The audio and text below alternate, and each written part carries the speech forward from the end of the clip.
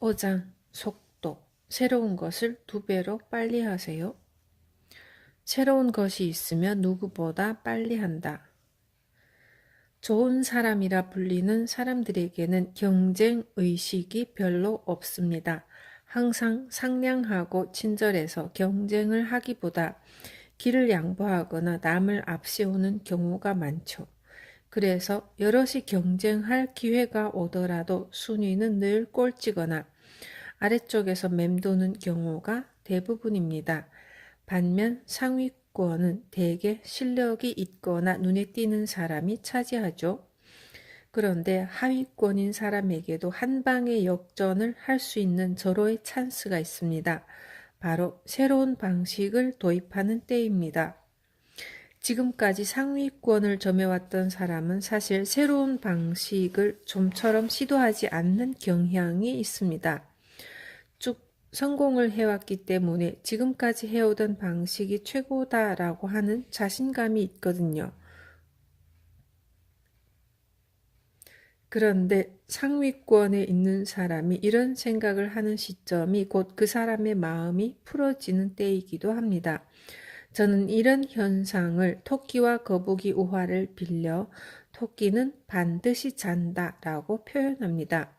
그리고 바로 이때야말로 하위권에 속한 사람에게 기회라고 할 수 있습니다. 새로운 것을 누구보다 빨리 해보세요. 새로운 것에는 아직 익숙한 사람이 없어서 하루라도, 1시간이라도 빨리 하는 사람이 이기게 됩니다. 토끼가 푹 자고 있는 사이에 거북이는 새로운 방법으로 일을 척척 해나갑니다. 토끼가 그것을 눈치챘을 때는 이미 순위가 역전되어 있죠.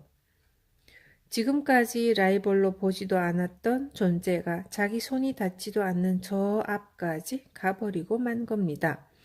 바로 이때가 상위권에 속했던 사람이 하위권에 있던 사람의 진짜 실력을 새삼 깨닫게 되는 시점이기도 합니다. 당신이 좋은 사람이라면 특히 토끼는 반드시 잔다라는 법칙을 절대로 잊지 말아야 합니다.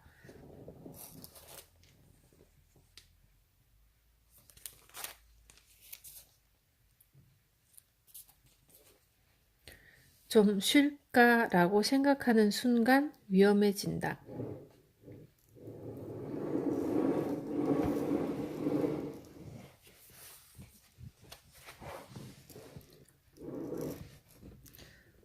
사람들은 작은 성공을 손에 넣으면 매우 기뻐합니다. 너무 기쁜 나머지 이런 생각을 하기도 하죠.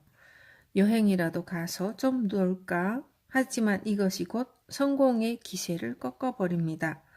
성공을 손에 넣는 것은 멋진 일입니다만 다음 일을 생각하는 것을 멈추지 말아야 합니다. 성공으로 올라가는 계단에 막 발을 내딛기 시작한 사람은 작은 성공을 손에 넣으면 마음이 풀어져서 쉬려고 합니다. 그런데 사실 이때가 가장 여세를 몰아야 할 시점입니다. 이래는 가속 법칙이라는 것이 있습니다. 성공을 손에 넣을 때 그 다음에 성공도 곧 찾아온다. 이렇게 좋은 일은 연속해서 일어나는 법이거든요.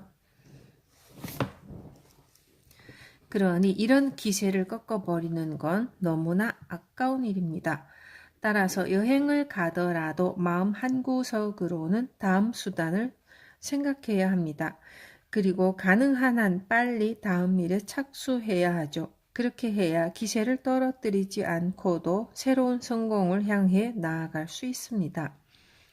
그런데 성공을 손에 넣었다고 푹 쉬어버리면 다음 일에 착수하는 것이 귀찮아집니다. 이 승리의 잔에 좀만 더 취하고 싶어 그런 마음이 강해지는 거죠. 하지만 그렇게 쉬다가 겨우 의욕이 생겨서 일을 다시 하려 할 때는 이미 뒤에 있던 사람들이 당신을 추월해 있거나 바로 등 뒤까지 바짝 따라잡았을 수도 있습니다. 바로 앞에서 제가 토끼는 반드시 잔다 하는 말씀을 드렸습니다만 이때는 당신이 바로 그 토끼가 돼버리는 것이죠. 그래도 괜찮으시겠어요? 성공한 직후에 좀 쉬어볼까 하는 마음을 갖는 건 위험합니다. 여행을 가는 건 본인 자유입니다만 한 구석으로는 다음에 해야 할 일을 잊지 말아야 합니다. 그것이 성공의 기세를 떨어뜨리지 않고 계속해서 이어갈 수 있는 방법입니다. 일에 있어서는 빠른 것만으로도 합격이다. 일에 있어서 운이 좋은 사람들은 공통적으로 이렇게 생각하는 경향이 있습니다. 좋은 이야기를 들으면 바로 실행하자. 즉, 동료나 선배들에게 좋은 이야기를 듣고 그것을 자신의 일로 받아들이는데 누구보다 빠릅니다. 반면 같은 이야기를 들어도 이렇게 생각하는 사람이 있게 마련입니다.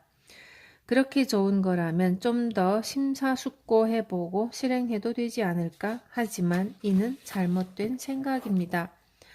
받아들이는 스피드가 가장 중요하거든요. 모든 정보에는 적기라는 것이 있습니다. 지금 그 정보가 그 사람의 귀에 들어온 것은 그 사람에게 있어 그때가 적기이기 때문입니다. 좀 더 생각해보고 하자. 주변 상황을 좀 더 둘러보고 하자. 좀 더 신중히 고민해보고 해도 늦지 않아. 이처럼 이렇게 모처럼 좋은 정보를 얻었는데도 자기 안에 끌어안고 있으려 해서는 안 됩니다. 좋은 이야기나 정보를 자기 안에 묻어두면 언젠가 적기가 지나가 버리기 때문이죠. 후에 그럼 이제 슬슬 해볼까 하고 움직이려 할 무렵에는 이미 모두가 거기에 달려든 상황이라 당신과 그들 사이에는 차이가 발생합니다. 미세한 차이는 곧 큰 차이가 됩니다. 그것이 바로 일이라는 것의 특징이기도 합니다. 어쨌든 일에 있어서는 빠른 것만으로도 합격, 늦는 것만으로는 실격입니다. 또다시 강조하지만 좋은 이야기를 들으면 바로 실행한다는 원칙을 잊지 마세요. 이런 생각 자체가 성공하는 사람들에게 일에 운이 모이는 이유이기도 합니다. 6장은 행동.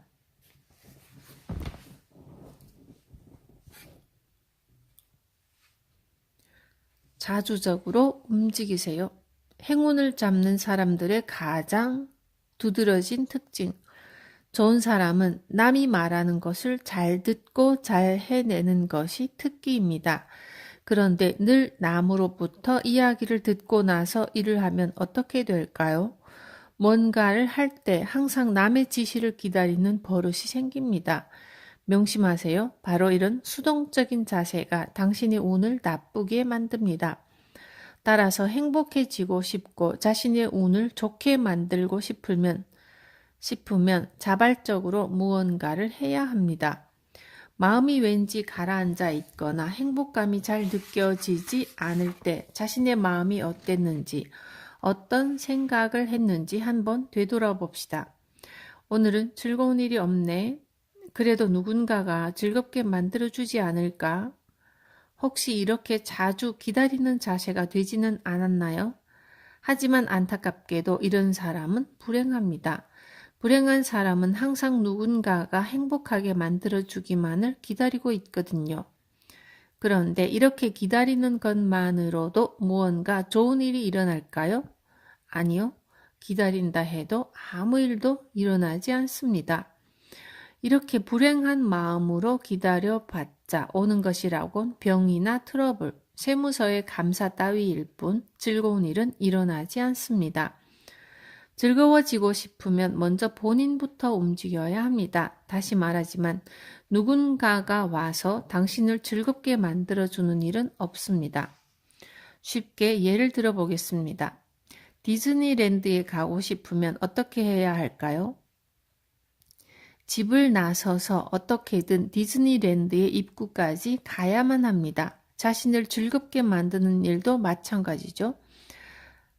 당신이 가만히 집에서 기다린다고 디즈니랜드가 집으로 오는 일은 없고요. 미키마우스가 당신 집을 찾아오는 일도 없고요. 미키마우스를 만나고 싶으면 무조건 자기 발로 직접 디즈니랜드에 가야만 합니다. 그리고 여기에 덧붙여 스스로 디즈니랜드에 가서 미키마우스를 직접 보는 것보다 더 큰 행복을 느낄 수 있는 방법이 있습니다. 본인이 미키마우스 인형 옷을 입고 양로원이나 요양원을 돌면서 사람들을 즐겁게 해주는 것입니다. 그렇게 자발적으로 남을 즐겁게 만들 수 있을 때 스스로 행동하는 건 얼마나 즐거운 일인가 하는 깨달음을 얻게 됩니다. 누군가가 나를 즐겁게 만들어주지 않을까? 누군가가 나를 행복하게 만들어주지 않을까? 다시 말씀드립니다만 그런 일은 불가능합니다. 당신이 스스로 무언가를 해서 그것으로 남을 기쁘게 할 때 깊은 행복을 느낄 수 있습니다. 그리고 그때 당신의 운도 비약적으로 좋아집니다. 최선을 다해야 하는 때는 언제나 지금이다. 앞서 잠깐 언급했지만 세상에는 그보다 더 잘할 수 있을 것 같은데 그저 그런 상태로 머물러 있는 사람들이 많이 있습니다. 그것은 자기 힘을 끝까지 다 쓰지 않아서입니다. 그런데 그런 사람들은 꼭 이렇게 말합니다. 지금은 최선을 다하고 있지 않을 뿐이야. 그러면 최선을 다하는 때는 언제 오는 걸까요? 지금 전력을 다하면 손해야 라고 생각해서 힘을 다 쓰지 않는 것일 테지만 정말 그럴까요? 다음을 꼭 명심하시기 바랍니다.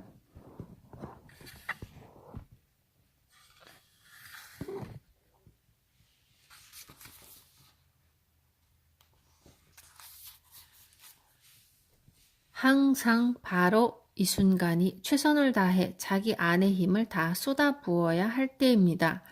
있는 힘을 다 끌어내 모든 것을 쏟아붓고 다 비워냈을 때 그 안에서 또 다른 번뜩이는 생각과 아이디어가 솟구치는 법입니다. 모든 것을 쏟아붓지 않은 사람에게는 새로운 생각도 떠오르지 않습니다.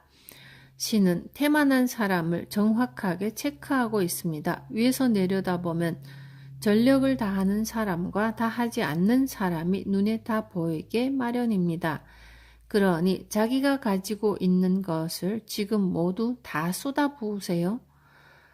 쏟아붓고 비워내면 새로운 아이디어와 생각, 그리고 새로운 만남과 기회 같은 것들이 문득 찾아오는 때가 옵니다. 자존감이 높을 때 도전도 쉬워진다. 저는 마지막에는 반드시 성공할 거예요. 우리는 이런 강한 믿음을 갖고 있는 사람을 자존감이 높다라고 말합니다. 운이 좋은 사람, 성공을 거머쥔 사람은 이런 자존감이 유독 높다고 할 수 있습니다. 예를 들어 일을 하다 상사에게 크게 혼날 만한 실수를 했다고 칩시다. 이 경우에 자존감이 높은 사람은 이번에는 실수했지만 다음에는 그 부분을 고치면 돼. 그러니까 내일은 분명히 더 잘할 수 있을 거야 하며 자신을 바로잡는 데 빠릅니다. 그리고 다음 날에도 과감하게 도전하기 때문에 결국 마지막에는 잘 될 수밖에 없는 겁니다. 반대로 자존감이 낮은 사람은 자신을 바로잡는 데 아주 오래 걸립니다. 한 번 실수를 하고 나면 애초에 나 같은 건 안 돼. 거봐. 이번에도 실수할 거라고 했잖아. 라며 자기 비하를 하기 시작합니다. 그리고 다음 도전을 할 때까지 시간을 질질 끌면서 고민만 하거나 도전하는 것 자체를 포기하죠. 그러나 이 사실을 잊지 마세요. 지구는 행동의 별입니다. 따라서 행동을 해야만 모든 행복과 재수와 운이 들어오게 됩니다. 따라서 운이 좋은 사람이 되려면 몇 번이라도 과감하게 도전해야 합니다. 솔직히 말씀드리면 운세를 높이는 데 행동하는 것 말고는 특별한 비법이 없습니다. 또 자신 안에 자존감을 항상 가득 채워 놓아야 합니다. 그러려면 무엇을 해야 할까요? 스스로를 칭찬해야 합니다. 적절한 타이밍에 남들로부터 칭찬받는 경우는 많지 않기 때문이고요. 그런데 운이 별로 좋지 않은 사람들은 이렇게 생각하곤 합니다. 누군가가 칭찬해 주지 않을까? 누군가가 인정해 주지 않을까? 그들은 그렇게 생각하면서 계속 자신만의 껍질 속에 틀어박히죠. 하지만 스스로 알을 깨고 밖으로 나오려면 반드시 자기 자신을 칭찬해야 합니다. 나는 말이지 참 훌륭해. 나는 말이지 대단해. 나는 말이야 뭐든 잘해. 나는 말이야 마지막에는 꼭 성공할 거야. 하루에도 몇 번씩 이런 말을 하면서 자존감을 높이도록 합시다. 상식에서 벗어나면 운이 좋아진다. 성공을 붙잡는 방법을 공부해도 운이 계속 좋아지지 않는 사람들이 있습니다. 그런 사람의 특징은 상식을 신경 쓴다는 것입니다. 이건 상식에 어긋나 세상의 눈이 신경 쓰여 남들이 어떻게 생각할지 모르겠어. 이렇게 상식을 일일이 신경 쓰고 있다면 시간이 아무리 지나도 진심으로 즐거운 삶은 살 수 없습니다. 만약 세상의 상식이라는 게 맞는다고 한다면 지금 일본에 이렇게나 불행한 사람들이 많지는 않을 겁니다. 그럼 상식만으로도 행복할 수 없다는 건 어떤 것을 의미할까요? 이는 상식이라는 것을 다시 한번 생각해 보지 않겠습니까? 라고 하는 신으로부터 온 알람이라 할 수 있습니다. 나는 평범한 게 좋아 라고 한다면 상식을 신경 쓰는 것도 중요합니다만 만약 나는 평범함을 넘어서서 특별해지고 싶고 정말 행복해지고 싶어 라는 마음이 있다면 상식을 버리지 않고는 불가능합니다. 오늘 더 좋게 만들기 위해서는 상식을 뛰어넘는 사고를 한다. 이 말을 가슴에 꼭 새겨두고 모든 일에 적용해 보세요.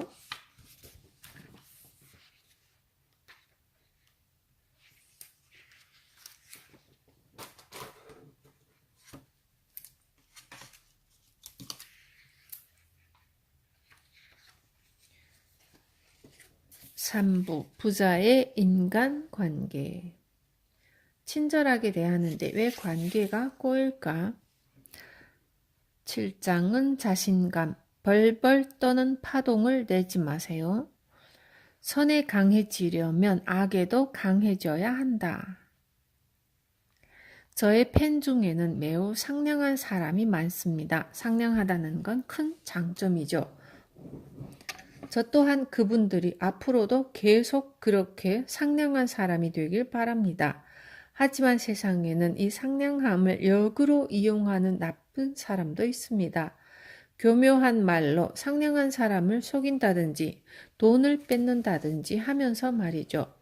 이런 나쁜 사람들은 좋은 사람을 얕잡아 보고 덤빕니다. 이런 녀석이라면 잘 속일 수 있겠지. 이런 사람이라면 돈을 뺏을 수 있을 거야 라는 생각으로 접근하는 겁니다.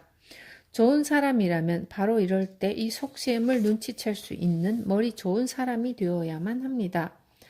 상냥한 사람 중에는 학교나 사회에서 상처가 되는 말을 듣거나 다른 사람들로부터 괴롭힘을 당하는 경우가 많습니다. 이는 상대가 당신을 보고 이 녀석이라면 뭐라고 말해도 괜찮을 거야. 마침 화풀이를 하고 싶었는데 얘를 괴롭혀야겠어와 같은 생각을 하고 있다는 뜻입니다. 당신과 같이 착한 사람은 이런 심술궂은 사람들에게 절대로 무시를 당해서는 안 됩니다. 그래서 좋은 사람일수록 강해져야만 하죠. 선에 강해지려면 악에도 강해져야 한다. 이 말의 의미를 아시겠나요? 악에 강하다 함은 악을 간파하는 힘이 있다는 뜻입니다. 요컨대 나쁜 사람의 생각을 앞질러서 간파하지 않으면 안 된다는 의미죠.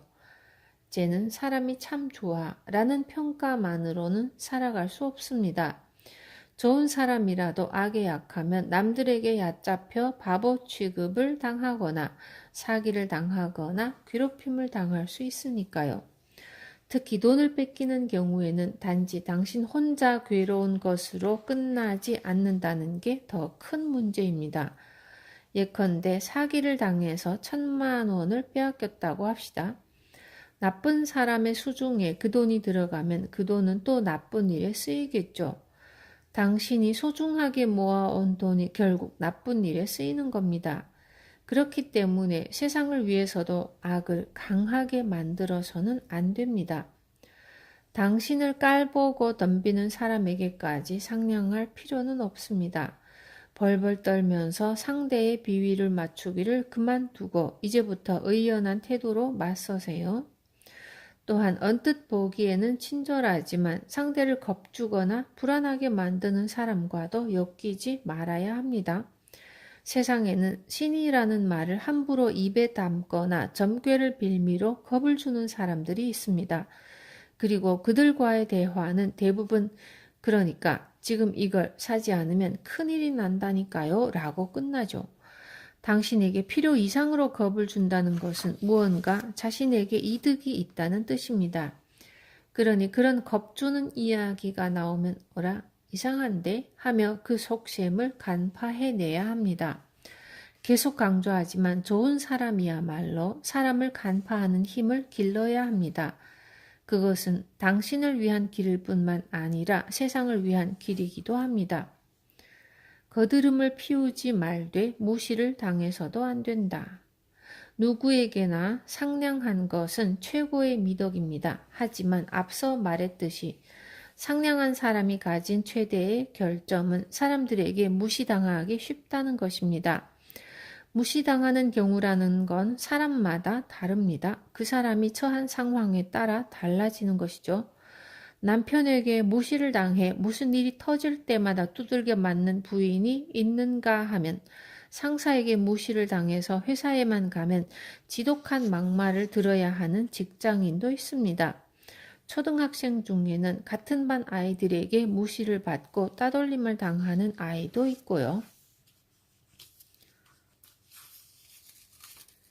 그런데 이렇게 제각각 다른 상황을 한꺼번에 구할 수 있는 마법의 말이 있습니다. 이런 경우에도 통하는 좋은 말이라는 게 있기는 한가요? 라고 생각하겠지만 실제로 그런 말이 있답니다. 거드름 피워서도 안 되고 무시당해서도 안 된다. 이 말을 하루에 100번 자신에게 말해주세요. 이 말을 반복하면 어느 횟수를 넘어서고 나서부터는 굉장한 일이 일어납니다. 어떻게 해야 무시를 당하지 않을지 그 구체적인 해결책이 갑자기 떠오르거든요. 사람의 두뇌는 자신이 입에 담는 말과 딱 맞아떨어지는 방법을 현실에서 찾아내도록 설계되어 있기 때문입니다. 당신이 무시당하면 안 돼 라고 말할 때마다 뇌는 엄청난 속도로 회전하면서 어떻게 하면 무시당하지 않을까를 생각하고 그 방법을 찾아냅니다. 그러다 문득 그 방법이 떠오르게 되죠. 남편에게 맞던 부인은 아이들을 데리고 집을 나가는 방법을 생각해낼지도 모르고요. 상사에게 욕세례를 받던 사람은 더 이상 욕먹지 않게 실력을 늘리는 해결책을 떠올리게 되고 같은 반 아이들에게 따돌림을 당하던 초등학생은 부모님께 왕따를 당하고 있다는 사실을 말하고 같이 학교에 가보는 솔루션을 생각해낼지도 모릅니다. 어쨌든 이 마법의 말을 하면 당신에게 있어 가장 좋은 해결책이 떠오르게 됩니다. 게다가 이 마법의 한마디 앞에는 거드름 피워서는 안 된다고 하는 말이 붙어 있죠. 그래서 거드름을 피우는 것과 같은 싫은 태도를 취하지 않고도 좋은 사람인 채 사태를 해결할 수 있게 도와줍니다. 따라서 위의 문장이야말로 좋은 사람일수록 반드시 기억해야 하는 마법의 말이라 할 수 있습니다.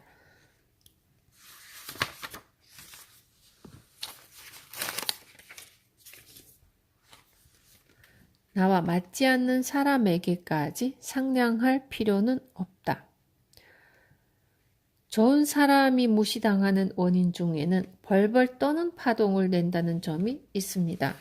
무슨 말인가 하면 남들한테 미움받고 싶지 않아 혹은 상대방의 기분을 상하게 하고 싶지 않아 라는 생각을 하느라고 그 사람의 몸에서 항상 벌벌 떠는 파동이라는 게 나온다는 겁니다.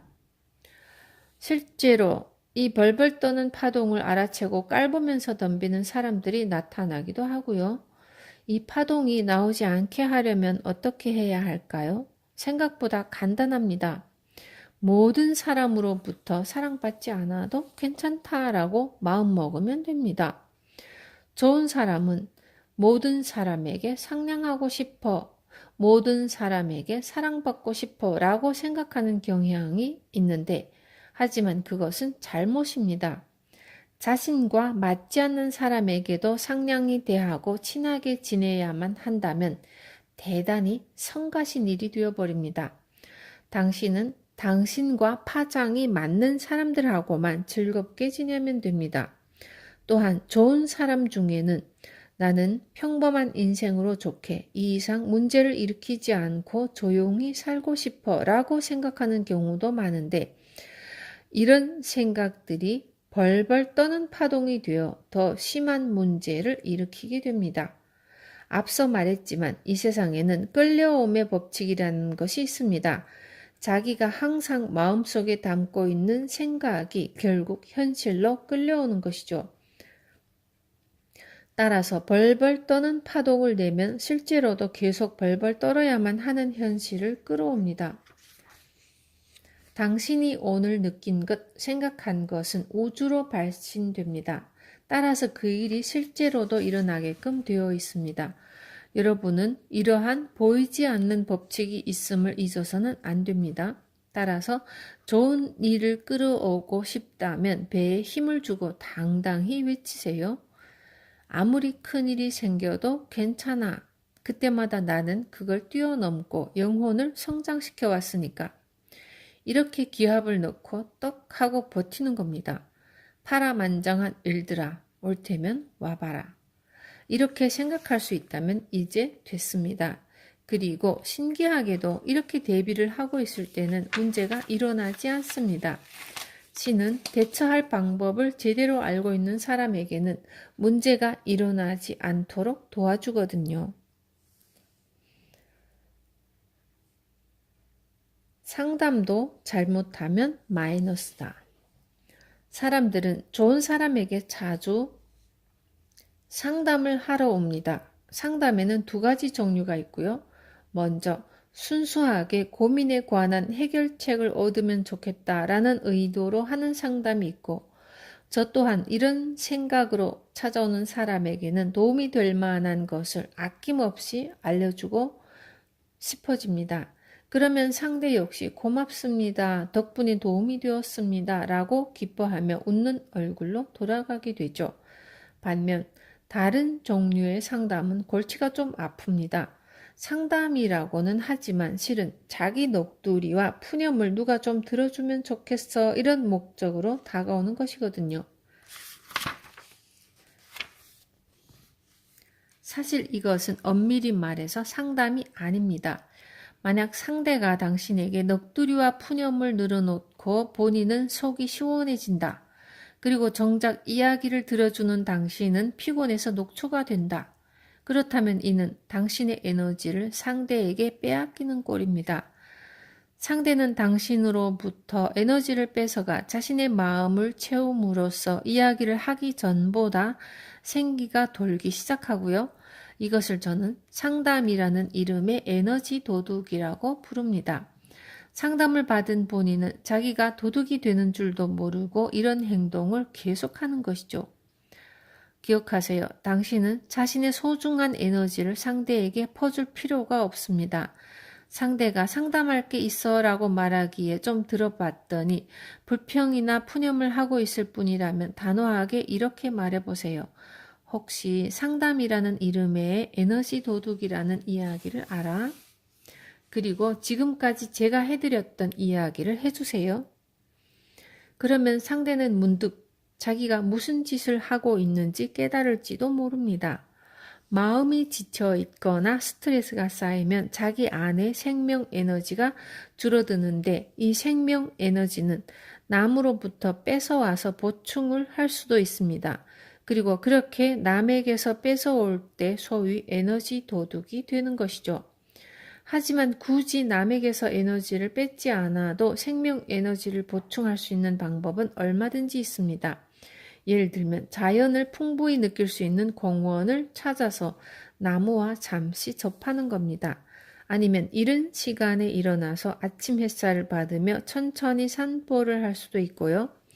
또 자신을 칭찬함으로써 줄어든 에너지를 보충할 수도 있겠죠.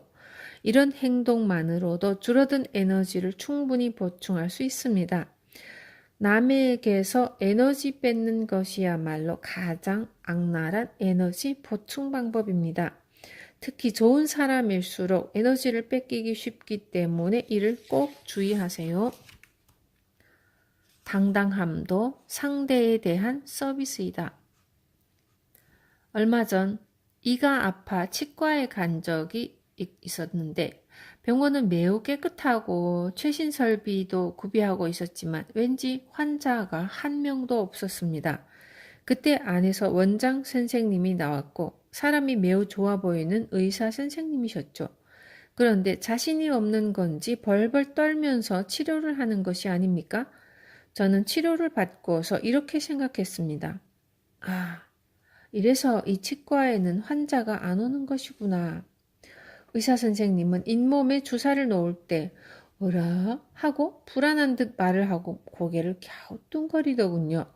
그러면 환자 입장에서는 괜찮을까? 라는 걱정이 들게 되고 매우 불안해질 수밖에 없죠. 의사라면 설사 자신이 없더라도 당당하게 치료를 해야 합니다. 그것이 환자에 대한 서비스이기도 하죠. 좋은 사람 중에는 겸허하고 겸손한 사람이 많습니다. 내가 하는 방법이 괜찮은 걸까라고 망설이거나 불안해하는 일도 많죠. 하지만 일을 할 때 불안함을 얼굴에 나타내서는 안 됩니다. 프로에게는 당당함 그 자체가 상대에 대한 서비스이기 때문입니다. 설사 자신이 없어도 괜찮습니다. 그저 자신이 있는 것처럼 당당하게 있으면 됩니다. 아무리 불안해도 속으로는 벌벌 떨고 있어도 침착하고 당당하게 일하는 것. 그것이 당신의 서비스를 받거나 당신과 함께 일하는 사람에 대한 배려이기도 합니다.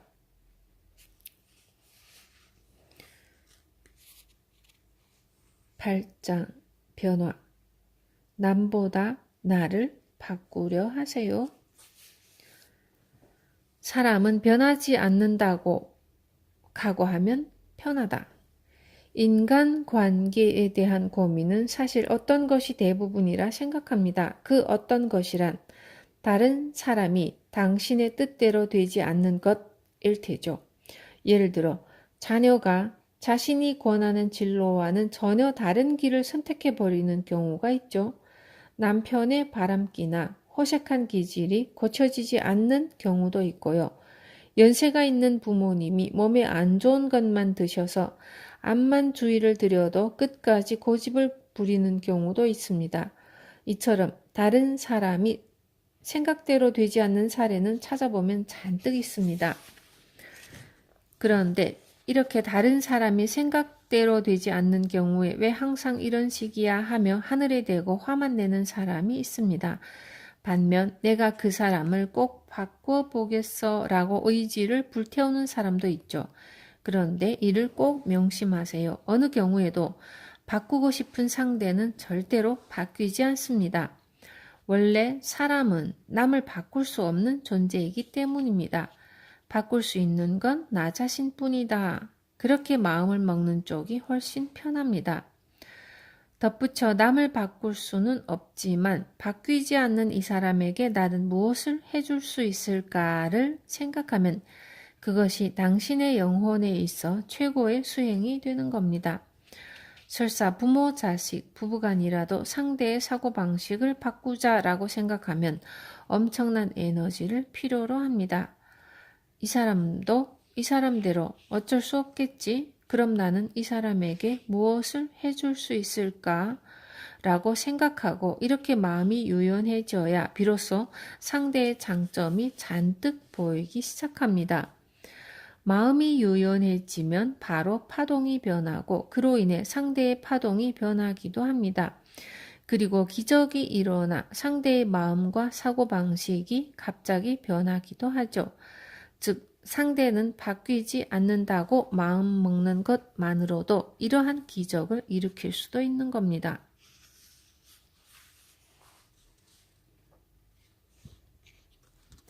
착하다고 해주면 행동이 달라진다. 세상에는 이런저런 사람들이 있습니다. 그 중에는 심지어 만난 적도 없는 데다 잘 알지도 못하는 주제에 당신의 험담을 하고 다니는 사람도 있죠. 그럴 때면 울컥해서 자신도 그 사람에게 그대로 되돌려주고 싶기도 할 겁니다만 당신까지 그렇게 해버리면 험담을 한 사람과 같은 수준이 되어버리고 말죠. 예를 들어 지인에게 모모씨가 내 험담을 하고 다니더라 라는 말을 들었을 때 어떻게 하는 게 좋을까요? 당신은 이렇게 말하면 됩니다. 뭔가 착각했거나 농담으로 그러는 게 아닐까? 걔는 그런 얘기나 하고 다닐 놈이 아니야. 나 걔를 정말 좋아하거든. 이렇게 절대로 상대의 험담을 인정하지 말아보세요. 그러면 그 말을 전해준 사람은 너 참 대단한데? 라고 할 것입니다. 그리고 험담한 사람한테 가서 내가 욕한 사람이 너를 칭찬하더라 라고 하겠죠. 그러면 그 사람은 뭐라고? 나를 칭찬했다고? 하며 깜짝 놀랄 것입니다. 바로 그때 기적이 일어나는 것입니다. 아, 내가 그런 사람을 험담이나 하고 잘못했네 라는 생각이 마음속에 들어오면서 본인도 바뀌는 것이죠. 이처럼 사람은 본인을 착하다고 인정하고 대접해 주면 비로소 행동이 바뀝니다. 원래 그러한 생명체인 것이죠. 이솝 우화 중 바람과 태양이라는 이야기가 있죠.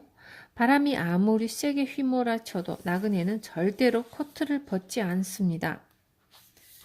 하지만 태양이 따뜻한 빛을 내리쬐자 어떻던가요? 바람이 불었을 때와는 달리 나그네는 너무나 쉽게 코트를 벗어버리죠. 아시겠어요? 여러분 자신이 그런 태양과 같은 사람이 되면 험담을 하는 사람조차도 착한 사람으로 변화시킬 수 있습니다. 내 주위에 좋은 사람만 남기는 비법. 주위에 민폐가 되는 사람이나 싫은 사람이 생기면 어떻게 하나요? 대부분은 내 주변에 이렇게 폐를 끼치는 사람이 있어서 말이야 하며 남에게 푸념한다든지 상담을 한다든지 할 겁니다. 그런데 이런 말을 하기 시작하면 실제로 그런 사람들이 언제까지나 당신의 주변에 맴돌게 됩니다. 계속 강조했듯 사람은 평소에 자신이 입에 담고 있는 일을 끌어당기니까요. 쟤는 매번 폐를 끼쳐 그 사람이 정말로 싫어졌어 라는 말을 늘 입에 담고 살면 내일도 또 같은 말을 해야만 하는 일이 생깁니다. 그러면 어떻게 해야 할까요? 민폐가 되는 사람이나 싫은 사람을 보고도 이렇게 말해보세요. 내 주변에는 좋은 사람밖에 없어. 이렇게 자신의 이상을 몇 번이고 말하면 어느 날 갑자기 기적이 일어납니다. 정말로 좋은 사람만 남게 되는 것이죠. 또 싫어하는 사람이 갑자기 사정이 생겨서 당신 근처에 못 오게 된다든지 하는 식으로 어느새 싫은 사람이 사라지게 됩니다. 이것이 언어가 갖고 있는 마법의 힘입니다. 저는 항상 이 언어가 부리는 마법을 사용해 왔습니다. 지금 현실에서 일어나고 있는 일은 아무래도 상관없습니다. 아무리 싫은 사람이 나타나도 내 주변에는 좋은 사람밖에 없어 라고 말하면 정말로 그렇게 됩니다. 굳이 본인이 나서서 패기치는 사람을 혼내주거나 그들에 대해 불평하지 않아도 싫은 사람이 저절로 사라지는 것이죠. 그렇게 되느냐 마느냐는 당신이 입에 담는 말 한마디에 걸려 있습니다. 정말로 신기한 일이지만 이것이 바로 언어가 갖고 있는 마법의 힘입니다. 말이라는 것에 깃들어 있는 헤아릴 수 없을 만큼 큰 힘이라 할 수 있죠.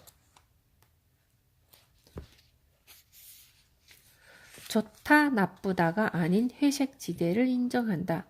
대화를 나누다 보면 때때로 놀라운 이야기를 듣곤 합니다. 나는 벌써 몇 년 전부터 불륜 중이야. 부모님이 싫어서 몇 년이나 안 봤어.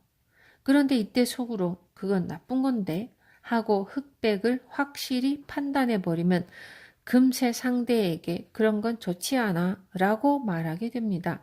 그런데 사실 세상에는 흑백을 확실히 나눌 수 없는 회색 지대가 많이 존재합니다. 또한 사람은 누구나 회색 지대를 갖고 있습니다. 사람은 자기 편한 대로 생각하기 때문에 자신의 회색 지대에 대해서는 어쩔 수 없잖아 하면서 넘어갑니다. 반면 남의 회색 지대에 관해서는 용서할 수 없어 라고 생각하죠. 그런데 이렇게 생각하면 주변의 친구들이 점점 사라지고요. 회색 지대라고 하는 것은 실은 낮과 밤을 이어주는 저녁의 역할을 합니다. 밝은 낮이었다가 갑자기 깜깜한 밤이 되어버리면 급작스럽게 어두워지니 모두 깜짝 놀라겠죠. 그래서 천천히 어두워지도록 신이 저녁이라는 존재를 만들어 준 겁니다. 인간 관계에 있어 회색 지대는 저녁과 같습니다. 즉, 좋은 일과 나쁜 일을 부드럽게 이어주는 역할을 하죠. 이 세상에는 회색 지대 덕분에 더 이상 나빠지지 않는 것도 잔뜩 있습니다. 그러니 인간 관계에 있어서도 이를 소중히 여기도록 하세요. 자신의 회색 지대처럼 친구의 회색 지대에도 관대하게 받아들이시고요. 그것이 소중한 친구와 오래 사귈 수 있는 비법입니다. 부모와 자식은 서로를 모르는 게 당연하다. 사람은 원래 자기가 태어날 상황을 골라서 태어납니다. 태어나기 전에 부모와 형제도 자신이 고르게 되는데 이때 가장 어려운 수행 상대를 고르는 경우도 있습니다. 정말 불편한 타입, 도저히 이해가 불가능한 타입 등 정신수행을 위해 굳이 그런 사람을 자신의 가족으로 고르는 것이죠. 평소에 부모인데 왜 알아주지 않지? 혹은 내 자식이니까 알아주겠지? 라고 생각하는 사람들이 있지만 사실 그들이 몰라주는 건 너무나 당연합니다. 바로 당신의 부모고 당신의 자식이니까 당신을 모르는 겁니다. 그러니 가족이니까 서로 알 수 있잖아 라고 생각하면 괴로워집니다. 가족이니까 서로 알 수 없지 라고 생각하는 쪽이 더 편하죠.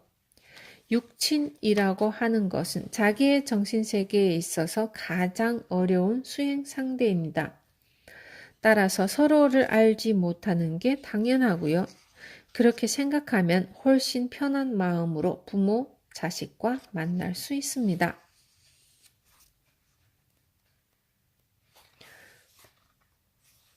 9장 재능, 단점을 재능화 시키세요. 좀 모자란 면이 있을 때 사랑받는다. 어떤 분야에서 성공한 사람이라고 하면 완벽해서 나무랄 데가 없는 사람이라고 생각할지도 모릅니다만 꼭 그런 것은 아닙니다. 물론 개 중에는 그런 완벽한 타입의 사람도 있지만 사실 많은 사람으로부터 사랑받는 쪽은 오히려 좀 모자란 면이 있는 사람입니다. 예를 들어 남성의 경우 나는 여자가 너무 좋아 라고 솔직하게 공언한다든지 야한 이야기를 좋아하는 티를 낸다든지 하는 분들이 있죠. 여성의 경우에는 자신의 모자란 부분이나 콤플렉스를 감추지 않거나 창피한 실수담을 솔직하게 이야기하는 분들이 있고요. 바로 이런 사람들이 사랑받는다는 이야기입니다. 그럼 좀 모자란 면이 있는 편이 더 많은 사람으로부터 사랑받는 이유는 무엇일까요? 바로 사람은 모두 완벽하지 않기 때문입니다. 그렇기에 인간이란 재미있는 존재인 것입니다. 완벽한 사람처럼 보이는데 나사가 빠진 듯한 부분이 있거나 의외로 컴플렉스를 갖고 있을 때 오히려 상대가 먼저 그것을 숨기지 않고 이야기해주면 어떻던가요? 뭐야, 나랑 똑같잖아 하며 공감하게 되고 그 사람을 더 응원하고 싶어지지 않나요? 단 한 가지만 부탁드리도록 하겠습니다. 자신의 모자란 부분을 이야기할 때 들어주는 사람을 우울하게 만들지는 마세요. 그보다는 유머를 담아 모두가 밝은 분위기에서 들을 수 있도록 이야기하세요. 그럼 더 멋지지 않겠어요? 이처럼 당신이 자신의 모자란 부분을 감추지 않고 이야기할 수 있을 때 점점 더 많은 사람으로부터 사랑받게 됩니다.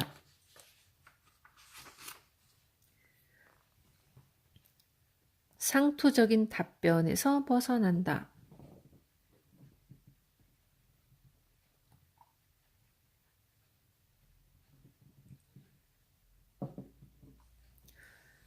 대화를 하는 도중 갑자기 저기 당신 인기 많죠? 라는 질문을 받았다고 합시다. 그럴 때 대부분은 이렇게 대답합니다. 아유, 무슨 말씀이세요? 아니에요. 저 정말 인기 없어요. 이렇게 겸손하게 대답하죠. 그런데 바로 이게 상투적인 대화입니다. 대화가 이렇게 진행돼서는 전혀 재미가 없죠. 앞으로는 저기 당신 인기 많죠? 라는 질문을 들으면 이렇게 대답해 보셔요. 보세요. 네, 인기가 철철 넘쳐요. 네, 이놈의 인기는 아주 끝이 없어요. 그러면 상대는 깜짝 놀라고 그 자리는 웃음바다가 될 것입니다. 의외성이 있거나 깜짝 놀랄 만한 대답을 하면 상대는 이 사람 참 재미있구나 라고 생각합니다. 그리고 신기하게도 당신의 인기가 올라가게 됩니다. 따라서 상대로부터 무언가 칭찬을 들을 때도 아니에요 라고 겸손을 떨어서는 안 됩니다. 그럴 때는 감사합니다. 솔직한 분이시군요. 이렇게 대답해 보세요. 그러면 상대는 의외의 대답에 놀라게 되고 그 자리에는 웃음꽃이 피겠죠. 상투적인 대화를 그만두면 당신은 점점 매력적으로 변합니다. 그리고 많은 사람으로부터 주목받거나 사랑받게 됩니다. 단점이라고 여긴 것이 재능이다. 제자들과 학창시절에 어떤 일로 혼났는가에 대해서 이야기를 하며 노닥거리다 보면 의외의 사실을 발견하게 됩니다. 바로 저는 이런 단점이 있어서 학창시절에 계속 혼났어요 라고 말하는 그 부분이 사실 그 사람의 장점이라는 것입니다. 예를 들면 학창시절에 선생님으로부터 놀기만 하면 안 되지 라고 혼났던 사람은 놀이나 게임을 생각해내는 일을 잘 합니다. 스스로를 즐겁게 하는데 능숙하면 남을 즐겁게 하는 일도 잘할 수밖에 없거든요. 너는 너무 말이 많고 시끄러워 이런 말을 자주 들었던 사람은 활발하고 기분 좋게 여러 가지 이야기를 전하는 게 특기고요. 당신은 상처를 너무 잘 받는 것 같아 라는 말을 많이 들었던 사람은 섬세해서 상처받기 쉬운 사람의 마음을 잘 헤아리는 특기가 있습니다. 그래서 그 사람의 좋은 점을 드러내기 위해서는 그 사람의 장점만 들을 것이 아니라 그 사람이 항상 꾸중을 들었던 부분을 들어줄 필요가 있습니다. 사람은 모두 좋은 점을 갖고 있습니다. 이를 발견하면 그 후로는 그것을 발전시키면 됩니다. 우선은 상대가 갖고 있는 좋은 점을 알아채는 것이 중요하겠죠. 본인이 단점이라고 생각하는 것이 의외로 장점일 가능성이 높습니다. 그리고 그 장점을 누군가가 발견하고 알아주면 살아가면서 그것을 재능으로 살려나갈 수도 있습니다.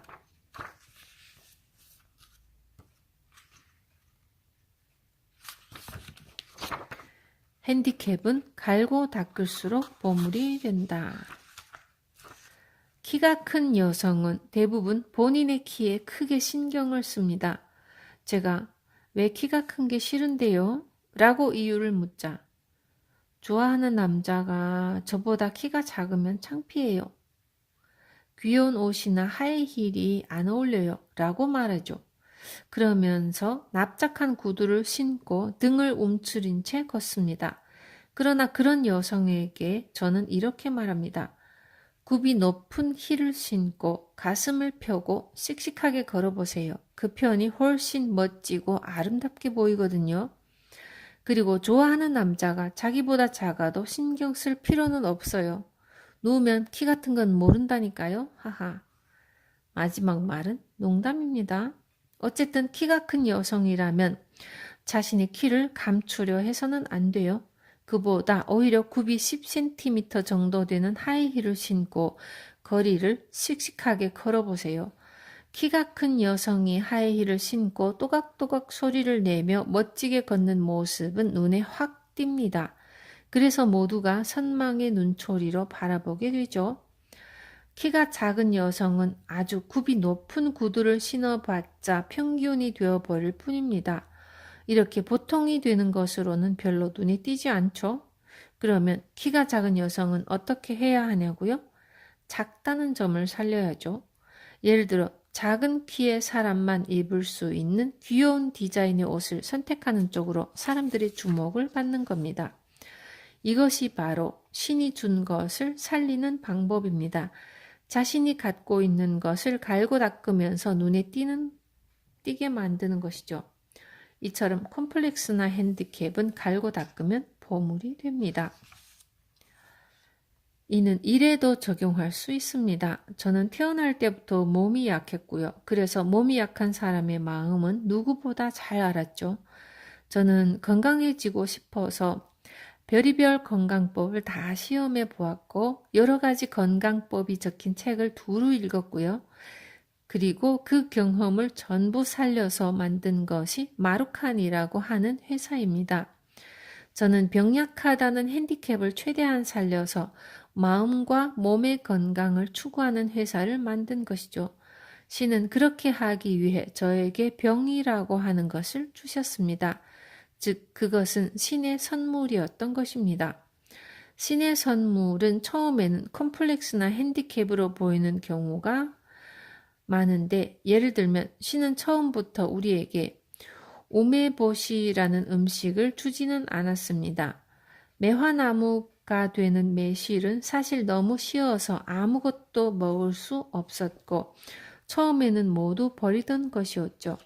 그러나 누군가가 여기에 뭔가 더 해보면 먹을 수 있지 않을까라는 생각으로 매실을 주어서 소금을 묻혀 절였고 이렇게 해서 만들어진 것이 우메보시입니다. 일단 우메보시가 만들어지자 그것은 모두가 먹고 싶어하는 음식이 되었습니다. 주먹밥이나 오차즈케, 죽에도 빠질 수 없는 음식이 되었고 도시락에 넣어두면 방부 효과도 누릴 수 있죠. 이렇게 해서 금세 모두가 필요로 하는 국민 음식이 된 것입니다. 신은 그렇게 사람들이 궁리하길 원하는 마음으로 먹기 어려운 것을 우리에게 내려주었습니다. 그렇다면 신이 당신에게 준 것은 무엇일까요? 그것을 발견하고 갈고 닦아보세요. 나에게 주어진 것을 최대한 살리려 할 때 신은 당신에게 행복한 성공이라는 상을 줍니다.